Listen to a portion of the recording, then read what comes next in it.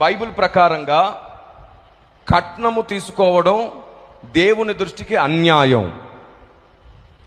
ఎందుకంటే దేవుని స్నేహితుడైన అబ్రహాము తన కుమారునికి వివాహం చేయాల్సి వచ్చినప్పుడు రిబికా ఇంటికి వెండి బంగారాలు అబ్రహాం ఇంటి దగ్గర నుండి ఎలియాజర్ తీసుకెళ్ళాడు. రిబికా ఇంటి దగ్గర నుంచి తీసుకురాలేదు. అది న్యాయం. ఎందుకో చెప్పనా?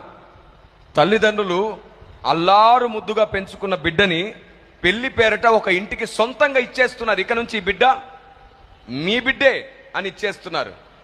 వాళ్ళ మమకారాన్ని తెంచుకొని, వారి బంధాన్ని తెంచుకొని మీకు ఇచ్చేస్తున్నారు పెళ్లి పేరట. మీరు చెప్పండి తమ్ముళ్ళు, ఇప్పటి వరకు మీరు చూసిన వాటన్నిటిని బట్టి చెప్పండి, వివాహం చేసుకొని మన ఇంటికి వచ్చిన ఏ ఆడబిడ్డ అయినా సరే సుఖపడుతుందా? మనకే చాకిరీ చేసి పెడుతుందా? యథార్థంగా మాట్లాడండి తమ్ముడు. మీ మాట దేవుడు వింటాడు. మీరు యథార్థంగా మాట్లాడుట వలనైనా సరే ఆత్మదేవుడు మిమ్మల్ని వృద్ధి చేయడం ప్రారంభిస్తాడు. ఆమేన్. మన ఇంటికి వచ్చిన ఆడబిడ్డ కాలు మీద కాలేసుకొని సుఖపడుతుందా? మనకే చేసి పెడుతుందా?